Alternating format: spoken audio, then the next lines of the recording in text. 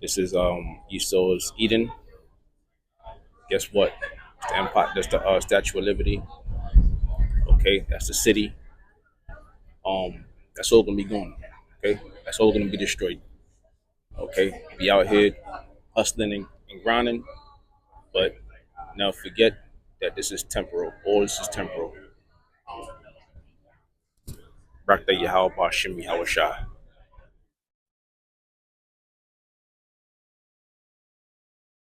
Shalom. I want to start by saying all praises, honor, and glory goes to Yahweh Bashim Yahweh Shai Bashim Hakodash.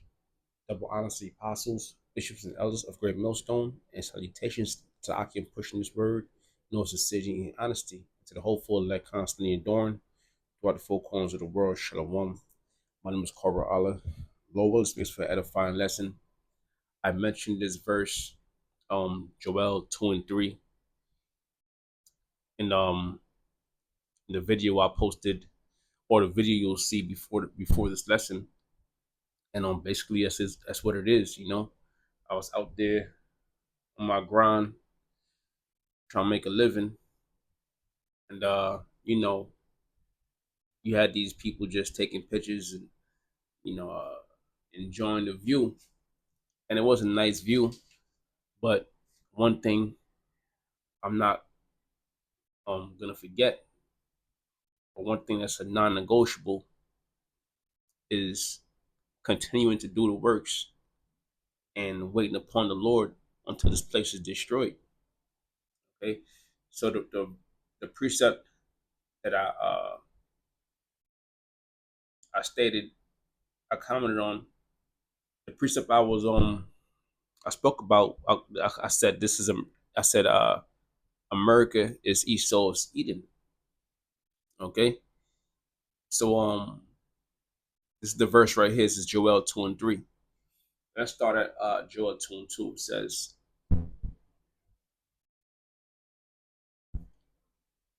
let's start at Joel 2 and 1. It says, blow ye the trumpet in Zion, and sound an alarm in my holy mountain, that the inhabitants of the land tremble. So that trumpet is being blown right now. Okay, through the prophets out there on the highways and byways, because you blow a trumpet as a warning. All right, so this is that warning coming out there, starting with our apostles, bishops on down, the elders. Okay, the brothers doing the works, the up and coming elders. All right, and the brothers that's constantly enduring and doing the works. Okay, blowing the trumpet around the four corners of the world, warning the people. Okay, Israel is a people before it's a place. It says, let all the inhabitants of the land tremble, for the day of the Lord cometh, for it is nigh at hand. Right, the day of the Lord cometh, it is nigh at hand. Okay, so, and what's the day of the Lord consist of? We reading it right now. This is Joel 2 and 2, and we're going to get more into it. Joel 2 and 2, a day of darkness and of gloominess, a day of clouds and of thick darkness, as the morning spread upon the mountains, a great people and a strong. There says, there has not been ever the like, neither shall be any more after it, even to the years of many generations. And what's that people going into? A people great and strong. It's going into nuclear missiles. Okay, it says a day of darkness and of luminous, a day of clouds and of thick darkness. And what's going to cause that darkness? That mushroom cloud, the mushroom cloud, the nuclear fallout. Okay, which is going to block out the sun. Okay, so it's going to be dark, figuratively and literally. Okay, a great people and a strong. There has not ever been ever the like, neither shall be any more after it, even to the years of many generations. That's going into nuclear missiles, and the reason why there won't be any after it, because this is going to be the last war. Okay, World War III is going to be the last war to be fought, and also when Yahweh Shai comes with the angels to war against Esau and these heathen nations. Okay, which is consistent of the end times, okay, the day of the Lord. Joel 2 and 3. A fire devoureth before them, and behind them a flame burneth. Right? So a fire devoureth before them, and behind them a flame burneth. Okay? And the fire that devoureth before them is going into those nuclear missiles, all right? The warheads in those missiles is the fire that devoureth before them, and behind them a flame burneth.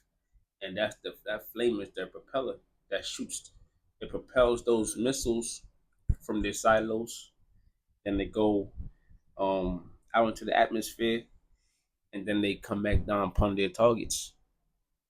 All right, and ultimately those nuclear missiles, which there are new missiles that are being developed, like the supersonic missiles.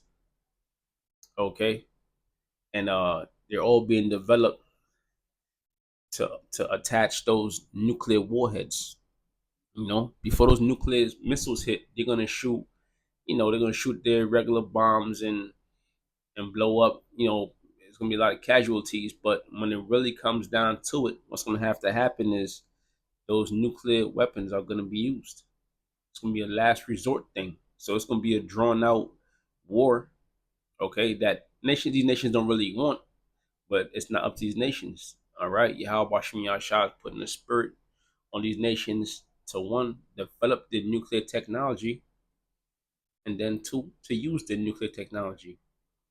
It says the land is that, it says, the fire devour before them, and behind them a flame burneth. The land is as the garden of Eden before them, and behind them a desolation, a desolate wilderness. Yea, and nothing shall escape them. Right. So the land is as the garden of Eden before them. All right. Or in the Hebrew will be Aidan, which means paradise. Okay. Now, if you saw the video I took earlier, it was it's Esau's paradise, man. Okay. You saw the empire. You saw, you saw the city. You saw the city. You also saw the Statue of Liberty. Okay. And people on taking cruises and enjoying themselves. Okay. So this is Esau's paradise, man. There's so many there's so many tourist attractions, so many nice sites that Esau only created over the times that they put up.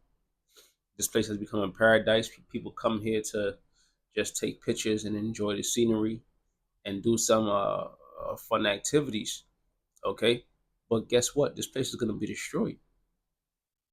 Okay, it says the land is as the Garden of Eden before them, and behind them a desolate wilderness. Right after those missiles hit this place, okay, just imagine a before and after image.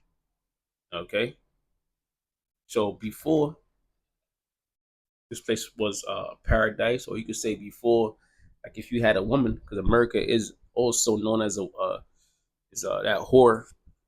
Okay, if you had a woman that in her youth she was pretty, but in her old age, 40s, 50s, those that beauty went away quickly. Okay, so America's gonna be before and after, from looking nice, flourishing, to being destroyed, to being a desert. All right, meaning you can't tell uh state from state. Okay, you can't tell New York from Philly. Okay, you can't tell uh uh what else, Maryland from Virginia. Okay, and so on and so forth. It says, "Yea, and nothing shall escape them, and nothing shall escape them," because the only way to escape those missiles, if you part of the elites, you have to get into those underground bunkers. Okay, and lately you've seen a lot of these celebrities creating their own underground bunkers under their houses.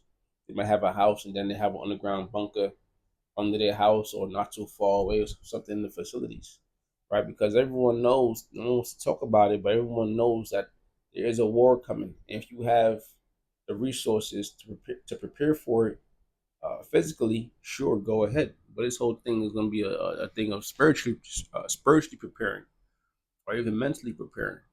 Okay,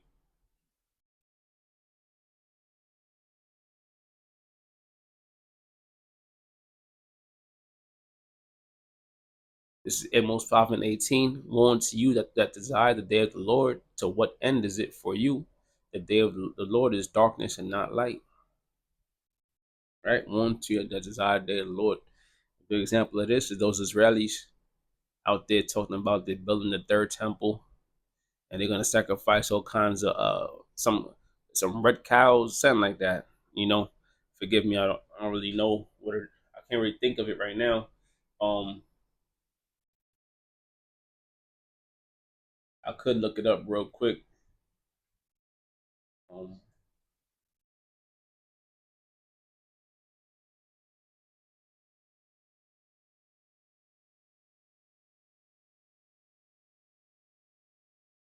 could look it up real quick if you bear with me.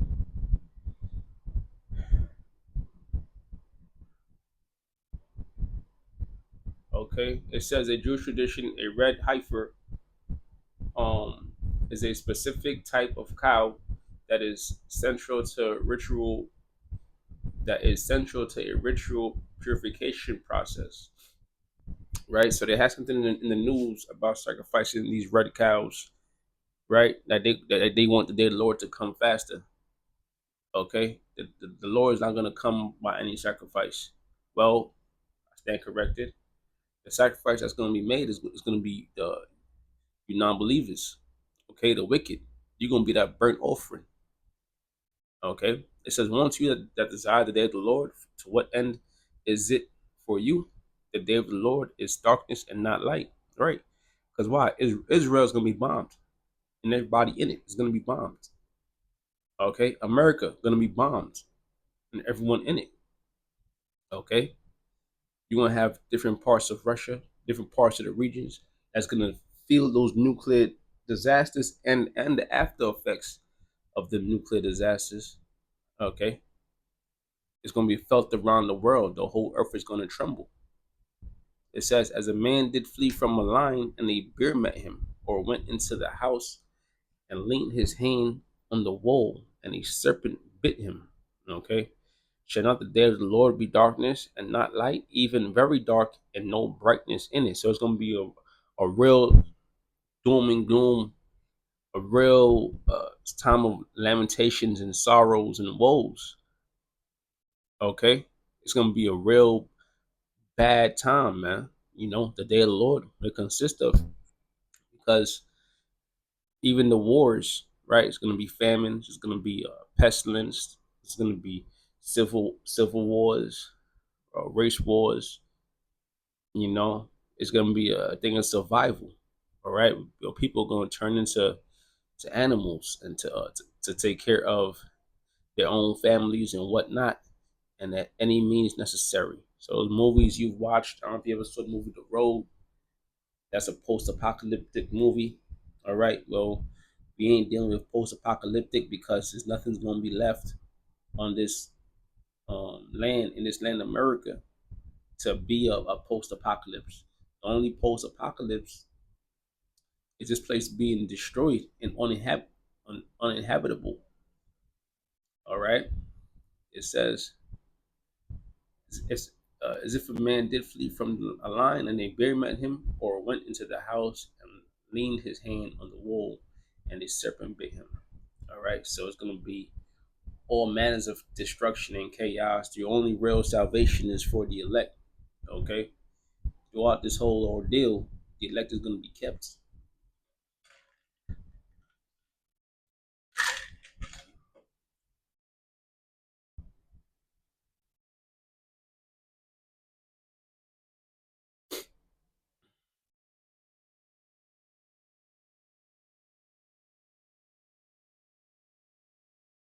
Let's go to Isaiah 34:4. It says, "And all the hosts of heaven shall be dissolved, and the heavens shall be rolled together as a scroll, and their hosts shall fall down as the leaf falleth off from the vine,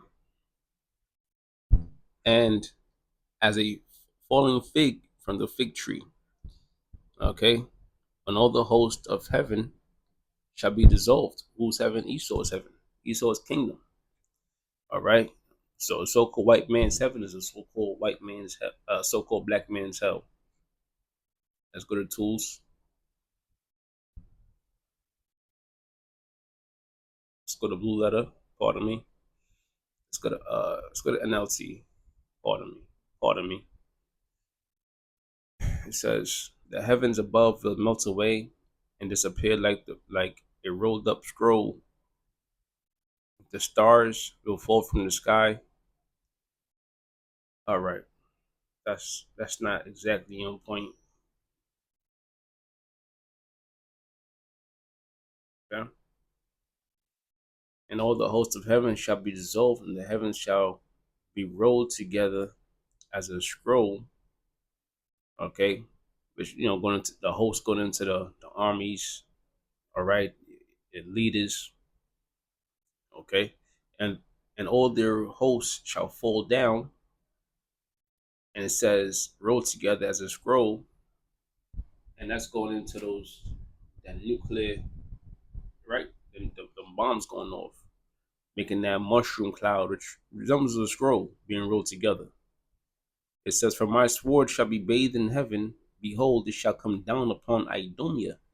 Right? That sword is that nuclear missile. All right, that's the Lord's weapon. The Lord said He's opened His armory. It says, "Upon Idumea and upon the people of my curse to judgment," which is Esau. All right, Esau is the only nation. The so-called white man is the only nation that's cursed to be destroyed forever. All right, to be totally wiped away. The sword of the Lord is filled with blood. It is made fat with the fatness and with the blood of lambs and goats, with fat of kidneys of rams. For the Lord has a sacrifice in Basra and a great slaughter in the land of Idumea. Okay, and that's going into Esau, Edom. So that's that slaughter. That's the sacrifice I mentioned earlier through the Spirit. Okay, and the unicorn shall come down with them, and the bullocks with the bulls, and their lands shall be soaked with blood. So all these people, all these people that took joined hand in hand with Esau to keep Jake, you so-called Negroes, Latinos, and Native Americans suppressed. All right, you have to feel that judgment also. For it says, soaked with blood, and their dust made fat with fatness. For it is the day of the Lord's vengeance and the year of His recompense for the controversy of Zion. Okay, Zion in the Hebrew to Zion means what? Monument to remember. Right? So the Lord did not forget about His people, the true Israelites, the so-called Negroes, Latinos, and Native Americans.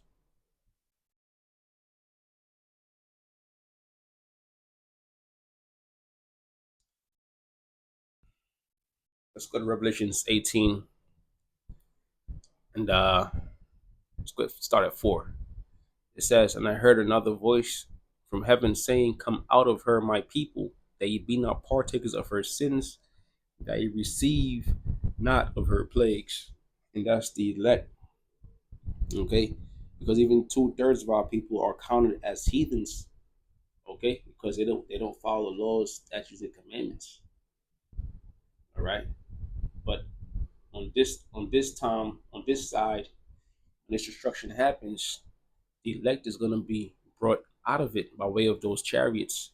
It says, "And I heard another voice from heaven saying, Come out of her, my people, that ye be not partakers of her sins, and that ye receive not of her plagues."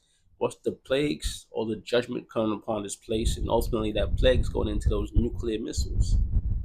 Okay, that's the lake of fire.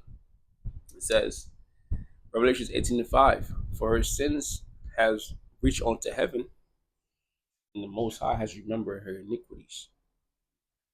Okay, so Esau is exposed, man. The track record is very long. Some stores you go into, they'll let you steal. Okay, especially if you work there. You might steal something here, steal something there out the cash register, right? Go in the back, put something in your bag, and walk out. They let you do it. They let you do it until you reach the point of grand larceny. All right. When you get grand larceny, they could put you in jail for like 10 years. They really want to throw the book at you. They'll lock your ass up. And I could be wrong. I could be wrong on that one. Let's see real quick. Could be wrong on that one.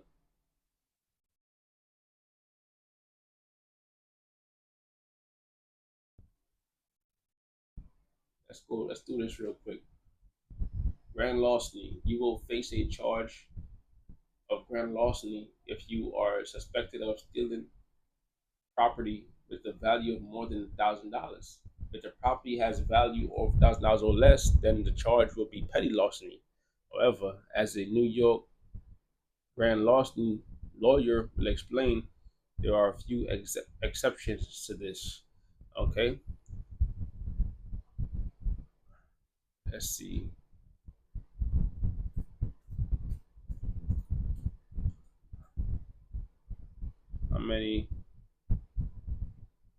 how many years in jail for grand larceny. Says for first degree grand larceny involving property valuable of 1 million, the sentence up to 25 years. It says second degree grand larceny, where the values between 50,000 to 1 million, can result in 15 years. Third degree grand larceny, value over 3,000, can lead to a sentence up to 7 years. Finally, fourth degree grand larceny for value 1,000 carry a maximum sentence of 4 years. So if you steal something over $1,000 in grand larceny, they will let you keep stealing. Even if it's petty larceny, they'll let you steal and steal and steal until you get to $1,000 and above, and then they could throw your ass in jail for 4 years max. Okay, now if they let you steal $3,000, they could send you to jail for a max sentence of 7 years. Yo, that's the wickedness of Esau Edom. Okay, but this is a good example of what the Lord has done. The Lord allowed Esau to do his wickedness, gave him a chance to do something righteous, but no, he been wicked this whole time. Okay, and now his sins have reached on to heaven, and he's not just gonna get put away because he's gonna be in captivity for a time, but he's also going to be destroyed. Okay, completely done away with. For her sins have reached unto heaven, and the Most High has remembered her iniquities. Reward her even as she has rewarded you, and double unto her double according to her works. And the cup which she has filled, fill to her double. Okay? So Esau filled that cup, which that cup is slavery. Okay? The atrocities that was done to the Lord's chosen people, you so-called Negroes, Latinos, and Native Americans who are the true Israelites according to the Bible. Okay, we are to do double unto Esau. You're not to forgive him. You're not to allow him a pass. You're not to do even. You're not to break even. We are supposed to do double, and that starts with Yahweh Shai. Okay, how much she has glorified herself and lived deliciously, so much torment and sorrows give her. So we're giving Esau torment and sorrows. So that this destruction right here with these nuclear missiles is not it. Okay, when Yahweh Shah comes down with those chariots and tear Esau a new one, that's not it. In the kingdom, you're gonna have Esau in servitude for a time. Okay, and it's going to be unlike nothing he's ever seen before, or anyone for that matter. Because why we have those nuclear, we have those spiritual powers, and we also have um you know so many different ideas on how to bring punishment and judgment upon Esau. Okay, and after 1,000 years, he's going to be done away with. It says, "For he's safe in for she's safe in her heart." I say the queen, and am no widow, and shall see no sorrow. Therefore shall her plagues come in one day, death and mourning and famine, and shall be utterly burnt with fire. For her strong is the Lord, the Most High, Yahweh, who judges her. Okay? And yeah, in one day, in 1 hour, this place is going to be destroyed. And we're watching the downfall of this place right now. Okay? So with that, Lord, let's edifying lesson. Once again, I want to say all praise, honor, and glory goes to Yahweh, Bashim Yahweh Shai, Bashim Hakwadash, double honors to the apostles, bishops, and elders of Millstone, and salutations that I can push in this word, sincerity and honesty, and hopeful let constantly enduring.